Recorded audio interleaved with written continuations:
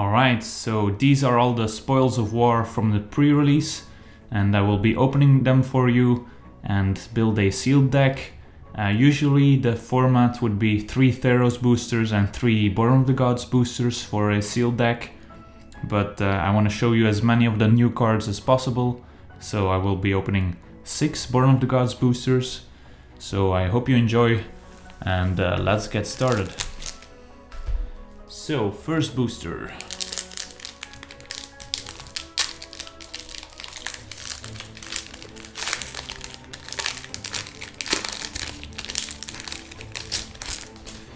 We have, at common, Necrobite, which is a decent combat trick, a little expensive. I will be sorting the cards by color first. Then Oresco Sun Guide, just a bear, but it does have an upside with Inspired. So if you're aggressive, this is fine. Grizzly Transformation, which is a cantrip enchantment, a little expensive, but I think it's playable. Loyal Pegasus, which is a sad Pegasus. It can only attack or block with a friend, so it can't do that alone. In an aggressive deck, it's fine, I think. Still a little awkward to play this on turn 1 and not be able to attack on turn 2 even if you have a 2-drop. That's the life of the Lonely Pegasus, I assume. Fearsome Temper, decent card, but you have the risk of an aura, which is getting 2 for 1, so be careful. Hold at Bay. I don't think this is a very good combat trick, just because it's not boosting any power. So I would avoid Hold at Bay. Rise to the Challenge is a more decent combat trick, I think, giving +2 power and first strike, so you can actually kill something with this. Straightest Walk, which is a very good enchantment cantrip, I think. Gives a creature flying, it can't block, but you don't really care if you're attacking, and you get to draw a card. Be sure that your opponent's tapped out or out of cards when you play this, because otherwise they could kill your creature, and then you don't get to draw a card. Bolt of Keranos, decent removal. It's not as good as Lightning Strike, but let's be realistic, not a lot of cards are. Ornitharch at uncommon is, I think, one of the best tribute cards. Just 5 power in flying creatures no matter what. So very happy to see this. Black Oak of Odunos. It's an Inspired Enabler, it's an annoying defender, so if you're a control deck, you'll be happy to run this, I think. So a pretty cool card. Forlorn Sodama. It's the uncommon inspired creature in black. Pretty decent, side this out if you're playing against a black deck. But other than that, a fine card. And our rare is Heroes Podium. Not really playable in limited, but a cool card to build a deck around, as it puts a lot of legendary creatures into your hand. So yeah. And then we also have a foil, Griffin Dreamfinder. A decent card in a more controlling white deck. I would avoid this if you're an aggressive deck, just because it's not very high powered. So alright, and an island and a cool Cat Soldier Vigilance 1/1 token. Alright, let's move on to the second pack. Right now, black, white and red all look decent. We didn't see any green cards yet, but maybe that changes with the second pack. Oh, hi there, Kiora. I hope your card's in here. Alright, our first green card, not a very good one. Culling Mark. Just avoid this card if at all possible. Then we get another Grizzly transformation. And there's a decent green card. Nyxborn Wolf bestows for 5. So a decent card. And I will always run this in my green deck. A Crone Skyguard goes well into an aggressive white deck. I think it was a little overrated at the pre-release. This often was just a 1/1 flyer for 2, which is not where you want to be. So make sure to only run this if you have enough enablers for it. Necrobite, which I think we already opened.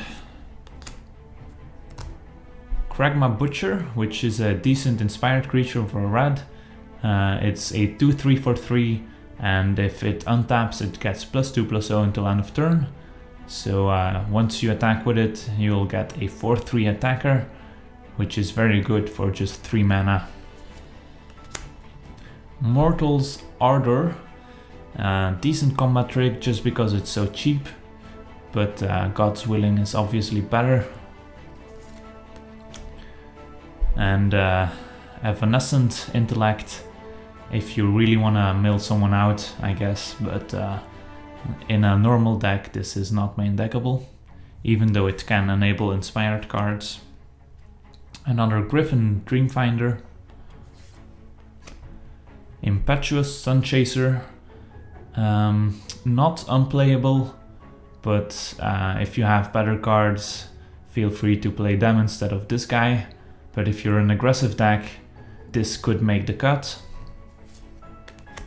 Sanguimancy at uncommon. I don't think this is very good, just because you don't have a lot of control over your devotion, and paying life and drawing cards is not the same as drawing cards and gaining life. So I would stay away from this. I think even Thassa's Bounty is better than this, so that should say a lot. Ooh, nice. Kiora's Follower at uncommon. This can enable some crazy combos, I think. It can untap a land and also a creature, so it could enable Inspired in your opponent's turn, which is unusual. And just a 2/2 for 2 is also decent, so happy to see this. Eternity Snare, a blue removal spell. It's expensive, but you get a card for it.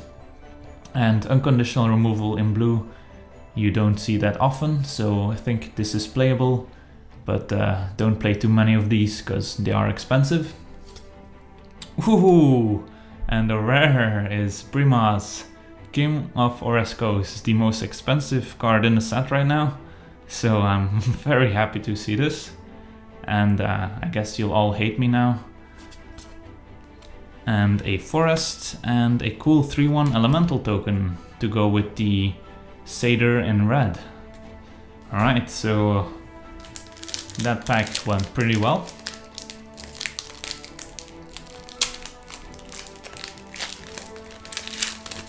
So right now I would like to play white. Red looks decent. Blue has to shape up a little. Green has to shape up a little as well. But let's see here. First card, Snake of the Golden Grove. This is usually a 4/4 for 5. It has tribute, but I doubt the opponent's gonna pay tribute unless they can kill you the following turn. But then you'll gain 4 life. Thragtusk, this is not, but a 4/4 for 5 in green, you usually expect something bigger, so not a very exciting card. That being said, it's probably still playable. Nyxborn Shieldmate, a decent bestow card. You don't want to play this as a 1/2 for 1 mana, but bestowing this is decent. Always playable in white. Servant of Timurat, a interesting card. The regeneration causes it to tap if it would die, so you get to trigger the Inspire that way. And otherwise a fine blocker and a fine card to put your bestow cards onto. Weight of the Underworld, fine removal spell, a little expensive, but it does have some synergies with cards that can get enchantments back from your graveyard, especially if you're in white-black. So a fine card. Satyr Wayfinder, This, I don't think this is great, but it does usually get you a land and a 1/1 just for 2 mana. But if this does miss, then you will be miserable. So if you have better cards, play them instead. But as a 23rd card, I think you could do worse. Nyxborn Gerlicher is probably the worst of the bestow cards. That being said, I think it's still playable. I mean, bestowing for 2 is very cheap and it enables heroic, so you obviously want to be in an aggressive deck when you play this guy. But in an aggressive deck, I think this is fine. So yeah. Nullify, a decent counterspell, a little hard to cast. But I think this could make your main deck most of the time. Floodtide Serpent, an interesting card. It could enable some beneficial combos by just getting one of those cantrip enchantments back in your hand and playing them again. But if you don't have them, don't feel forced to play this. In blue, you don't get a lot of big creatures like this, but if you have a secondary color, then you should be able to find better creatures if you don't have any combos with this.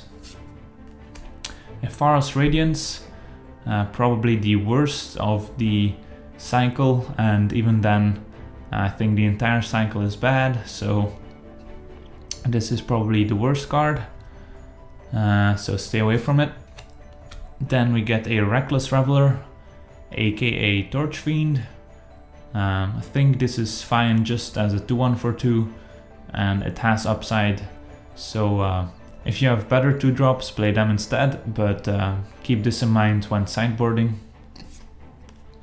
Thunderbrute at uncommon. This is a pretty big beast. I mean, it's a Cyclops, so it does die to the black card at common from Born of the Gods, but a 5/5 with trample for 6 in red is already decent, and then it also has tribute 3, and if tribute wasn't paid, it gets haste until end of turn, so you get a 5/5 trampler for 6 with haste.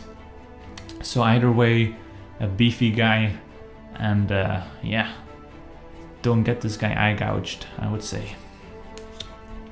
Peregrination, this is pretty much a cultivate with Scry 1 attached to it.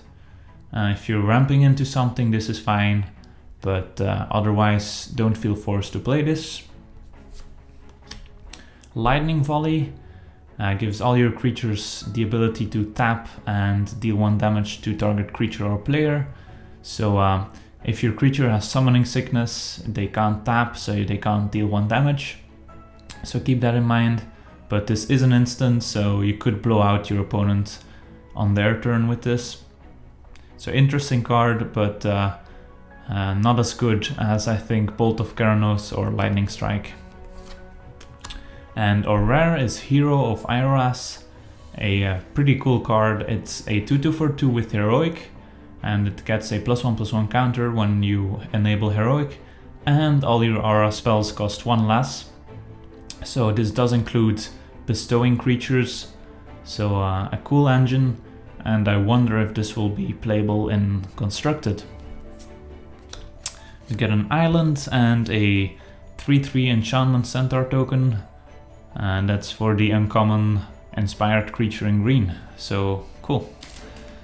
Moving on to our 4th booster. I think white and black look like the deepest colors at this point, but that can still change. Alright, we get the sweet Ferrous Band Tromper in green. If you get this inspired to trigger even once, then you usually get the train going, and it's pretty difficult to stop this guy once it begins to grow. So a pretty decent card in green. Make sure to have some combat tricks to get him through for the first time, but then you should be fine.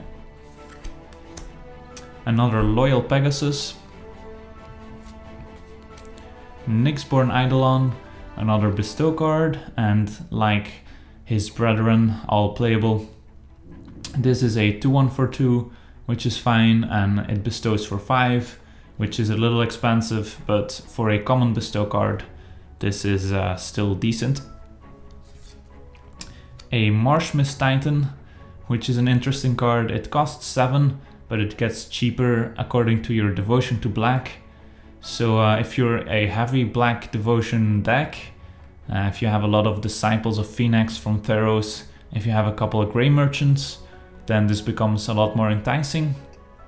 That being said, if you don't have all those cards, then you don't feel forced to play this.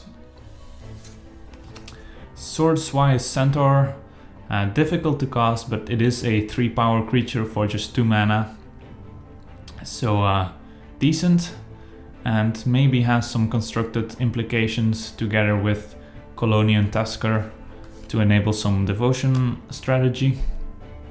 Hold at Bay, already discussed, stay away from it. Impetuous Sunchaser we already saw. Nullify, another one. Nyxborn Triton, one of the best of the common cycle of bestow creatures from Born of the Gods. A 2/3 for 3 in blue is decent, and bestow for 5 to give +2/+3, so a very good card. Kragma Butcher, another one. At uncommon, Springleaf Drum, it could enable inspired shenanigans, but if you don't have a lot of inspired creatures, don't play this card. I mean, the effect could be relevant, but it's not really worth the card usually. We get a God-Favored General, which is the uncommon white card with inspired. This is probably the worst card of the bunch, just because it's a 1/1, so your opponent is very likely to be able to block this guy. So if you play this, you will need a lot of combat tricks to get this guy through, or maybe the Pegasus from Theros that can give humans flying. Of course, if you do get to untap with this, getting 2 tokens is pretty sweet. So the upside is there, but you will need some support for this guy. Another Lightning Volley. And our rare, we are lucky, a Xenagos, God of Revels. The mythic rare green and red god that gives a creature haste and +X/+X, where X is its power. And yeah, I mean, maybe not the best in limited. I mean, the ability is still relevant, but it's difficult to enable this god, I think. That being said, an awesome card for constructed probably, and I'm very happy to open this. A swamp and a gold token, that's for the rare removal spell in black. I think the name is Guild, and it exiles a creature, and then you get this gold token that you can sacrifice to add any color of mana to your mana pool. So cool token there. Alright, so we got pretty lucky on our rares so far. 2 mythics out of 5, I mean 4 packs, so no complaints here.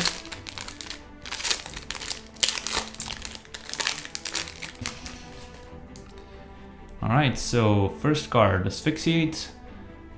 It's a little conditional in that it usually only kills a big creature the turn it comes into play. Kills any creature with vigilance. But the fact that it kills any size of creatures is pretty sweet. So I would always run this in my black decks. Another Loyal Pegasus. I wonder if we can make them work. A Great Heart. The art is nice, but the card is unimpressive. It's just a Pillar Field Ox, 2/4 for 4. Forsaken Drifters, decent card for black. It's the reverse of the Returned Centaur, so I think it's playable. Another Servant of Timuret. Nevanescent Intellect, we already discussed. A Cyclops of One-Eyed Pass. This is just a vanilla 5/2. It does have double devotion, so that could be relevant. The low toughness is a big drawback, which means that usually a 2-drop can trade with this guy, so you will need some support for it. But otherwise, it's actually just a fine blocker at 5 power, so you don't have to attack with this, and it can just stay home and protect the One-Eyed Pass. Chorus of the Tides, a 3 power flyer for 4 is fine.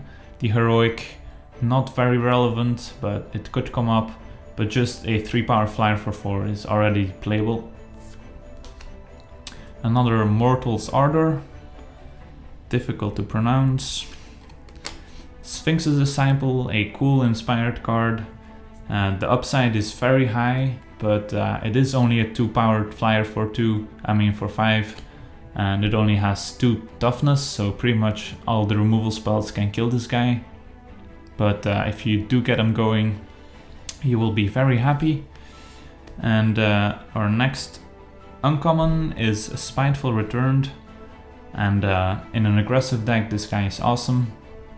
If you're not aggressive, feel free to not play this guy.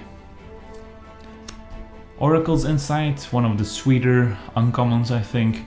It gives a creature the ability to tap to scry one and then draw a card, so you get selection and card advantage. Make sure to play this on a creature that isn't summoning sick, and make sure your opponent's tapped out or out of cards so you don't get blown out, and you at least get a card back from the deal. So a sweet card. And our last uncommon is Shrike Harpy, a 2/2 with tribute 2, and if they don't pay tribute, their opponent has to sacrifice a creature, and it also has flying. So in black, this is a decent creature as a 5 mana 4/4 flyer, but the downside is if your opponent has a cheap creature he doesn't really care about, you only get a 2/2 flyer, which is still, fine, I guess, but it could have a higher upside. So still playable, but don't overestimate this card. And our rare is Fated Conflagration. Can only target creatures or planeswalkers, but it does deal 5 damage to them. And if you play this during your turn, you get to scry for 2. So it's heavy red. You do have to be deeply into red for this to work out. But otherwise, even if you can only cast this on turn 5 or 6, I think it's still playable. So cool card. And we also get a Swamp and a Kiora token, just because we're lucky. Alright, last pack. No complaints here. Our rares have been above average, you could say. Alright, so we get another Servant of Timurat. I think that's the 3rd one so far. And yeah, maybe we can build some kind of deck around him. Another Oreskos Sun Guide for the aggressive white deck. Another Snake of the Golden Grove. Mortal's Resolve. A lot of combat tricks involving mortals this time around. Gives +1/+1 and indestructible. You could compare this to God's Willing, the white card from Theros. And this does do the job. It enables heroic and makes your creature survive. I think this is a decent combat trick and will always be playable if you're looking for combat tricks in green. Culling Mark, not very playable. Faragax Giant, decent card, although it's probably the worst of the tribute cards. And just because the gap between a 5/5 and a 3/3 is pretty large, and if your opponent doesn't care about his life total, then a 3/3 for 5 is not that impressive, but probably still playable in most red decks. Another Sphinx's Disciple. This is a common. So yeah. Reckless Traveler, we already saw. Retraction Helix, so this is the common bounce spell in blue, and it does have the risk of your opponent killing your creature that you're targeting, but if you play around that, then just for 1 mana being able to bounce something and enable Heroic is pretty sweet, so glad to see this card. At uncommon we have a Grave Robber Spider. This is just a giant spider with an activated ability in black, and it's pretty sweet, so even if you're not in black, a 2/4 with reach for 4 is still a fine card. A Pinnacle of Rage, fine removal spell, and usually it's 3 to the face and 3 to a creature, but you could also kill 2 creatures with this, so it is a sorcery, but pretty powerful one. Dawn to Dusk, more of a sideboard card, but you could get a lot of value from this card. If you have a lot of bestow creatures, then this gets a lot better. And the rare is a Temple of Enlightenment.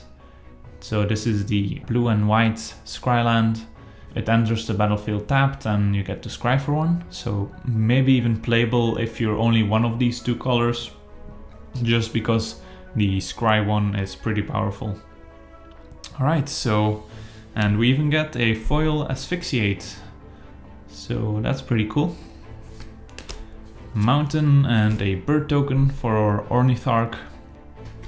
Alright, so now it's time to sort all our cards and try and build a deck. I'm not sure if we'll be able to make any decent deck just because we didn't open any Theros boosters, but I hope so. So stick with me here. Let's start with our green cards. Let's put these on the side for now. So in green, let's sort all the cards by playability. So Grave Robber Spiders playable, Culling Mark unplayable, Mortal's Resolve playable, Snake of the Golden Grove is probably playable, Centaur is playable, Tromper is playable, Peregrination I'll put on the side for now, Wayfinder on the side, Snake could make it, Nyxborn playable, Culling Mark unplayable. Alright, so we have 7-ish playable green cards, which isn't a lot. They're pretty expensive also, so green doesn't look very likely to get played here, but let's see our other colors first. Pinnacle of Rage is playable, a Reckless Traveler is playable, the Giant is probably playable, Fated Conflagration is playable, a Cyclops probably playable, Volley is playable as well, Butcher is playable, Sunchaser probably unplayable, Volley playable, Thunderbrood playable, Reckless Reveler playable, Nyxborn Rollicker playable, Sunchaser not, Butcher is playable, Bolt of Keranos is playable, and Rise to the Challenge playable, Fearsome Temper is playable. So a lot of playable cards in red. Looks like a pretty deep color. Yeah, so red looks likely to make the deck. Moving on to black, we have Asphyxiate, which is playable, Servant is playable, Harpy is playable, Spiteful Returns playable, another Servant is playable, Drifters is playable, Asphyxiate is playable, Titans playable, and this is playable, playable, unplayable. Necrobite, more of a sideboard card probably. Same with Transformation, not really looking to main deck this, I think. The Sodama is playable, the Oak, according to your deck, playable, and yeah, let's put these here for now. So looking at black, also pretty deep, a lot of removal, maybe 3 servants is too many, but yeah, black looks like a decent contender. Taking a look at white, Dawn of Dusk, more of a sideboard card. Sun Guide is playable in an aggressive deck, same with Mortal's Order. Greatheart, not really playable. Pegasus, since we do have a lot of them, maybe we can make an aggressive deck work, so I'll put them in the playable pile for now. Same with the General, because we do have a bunch of combat tricks. Hold at Bay, still unplayable. So Pegasus playable, Hero playable, Radiance unplayable, Nyxborn is playable, Brimaz is overpowered, Dreamfinder is in an aggressive deck not really playable, but I'll put it in the playable pile for now. Ardor playable, Skyguard playable, Dreamfinder playable, Ornitharch very playable, and Hold at Bay not so much, Pegasus and Sunguide. Alright, so if you want to make an aggressive white deck, I think we do have the pieces for it. We have some combat tricks and some cheap aggressive creatures, so I'm willing to try out this aggressive deck and see how it looks. But first, let's take a look at our blue cards. We have a Retraction Helix, which is playable. Sphinx's Disciple playable. Oracle's Insight is playable. Tides is playable. This is unplayable. Triton playable. Nullify playable. Serpents, I'm gonna put in the unplayable pile for now, just because we don't have a ton of enchantments to go with it. Eternity Snare is alright, and Stratus Walk is decent. Alright, so blue also looking alright, a little light on creatures, but could still make it. So I don't see a color that's unplayable. Maybe green is the worst one, so I think we can put green on the side, even though we do have this Xenagos, which I would be happy to play, but maybe we can still splash him if we play red. So let's put green on the side to make some room here. And I'm probably just gonna put some colors together and see how the decks look, and we'll go from there. Alright, so the first combination I looked at was white and red, a very aggressive deck with triple Loyal Pegasus, a bunch of 2-drops and 3-drops, and then some pretty sweet high-end cards like Ornitharch and Thunderbrute. A little bit of removal, a couple of bestow cards and heroic enablers, and a bunch of combat tricks to protect your small creatures. I think this deck looks pretty awesome. I was looking through the cards I discarded earlier, and I noticed these Impetuous Sunchasers, and I think they combine pretty well with Loyal Pegasus. If you play a turn 1 Loyal Pegasus and then a turn 2 Impetuous Sunchaser, you can attack with both on turn 2. While if you play a normal 2-drop that doesn't have haste, then Loyal Pegasus will not be able to attack that turn. So I actually want to try out these Sunchasers in the main deck. I think we can cut the Faragax Giant. It's probably the worst of the high-end cards. And we can make our deck even more aggressive. So that's one Sunchaser in. We're still playing 17 lands and 23 cards. Let's see. I kinda like this Lightning Volley just because we have all these weenie creatures, and I don't know, it seems like a decent card. We have 2 of them, but I would only run 1 of them. It also combines nicely with the God Favor General that makes the tokens when he untaps. So what could we cut for the second Sunchaser? Because I think we want both of them. This looks more like a 10 Plains and 7 Mountains deck, just because we want to be able to cast our Pegasus on turn 1. Maybe double Sun Guide should be double Sunchaser instead.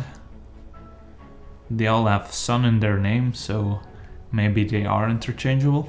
I could see just swapping out the Sun Guides with Sun Chasers. Or keep one Sun Guide and have 2 Sun Chasers, so we have a very aggressive and evasive deck. And then we can keep our combat tricks to get our God Favor General tapped, or to enable Heroic. I think this is fine. Maybe we could cut the Lightning Volley for an additional 2-drop. I think both are valid options, but I do kind of like this deck. The evasive flying creatures have a ton of reach. We get to play double Kragma Butcher, we get to play Brimas and Ornitharch and Thunderbrute, which are all very good late game cards as well. And some decent removal in Bolt of Keranos and Lightning Volley and Pinnacle of Rage. And yeah, I think this deck looks pretty sweet. I'll try out the other color combinations real quick, but I doubt they will be as good as this red-white aggressive deck. So this is how the white and black version would look like.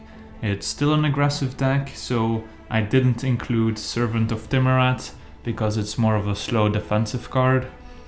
I mean, I could see playing it because it's a good bestow target, but we only have a couple bestow creatures, so I don't think we really want to have the servants. But other than that, the same idea still applies. We have Loyal Pegasus, a bunch of 2-drops, and then I did include Grizzly Transformation because it's pretty sweet to go turn 1 Pegasus into turn 2 2-drop and then play Grizzly Transformation on that 2-drop to be able to attack with both the Pegasus and the 2-drop without getting blocked. And this also cycles, so you don't lose any card advantage. And we do have some better removal probably, because we have double Asphyxiate and a Weight of the Underworld. We also get to play some nice aggressive and evasive creatures. Spiteful Return is excellent in an aggressive deck. We also have the Harpy and Ornitharch as 2 good tribute finishers. And then we get the Forsaken Drifters just as a high-powered creature, and the Pseudama as an Intimidate creature with also Inspired. So I actually do like this black version, but I still think I like the red version a little bit more, just because it's more aggressive, and if you are playing an aggressive deck, maybe it's best to go a little more all in. I will probably end up playing the red version with 10 plains and 7 mountains. If I were to play the black version, I think it would also be a 10-7 split just to have double black for Asphyxiate, but white is obviously more important for these early creatures. So I think that'll do it for this sealed booster opening and deck building. I want to thank you for watching. I hope you enjoyed, and as always, have a nice day.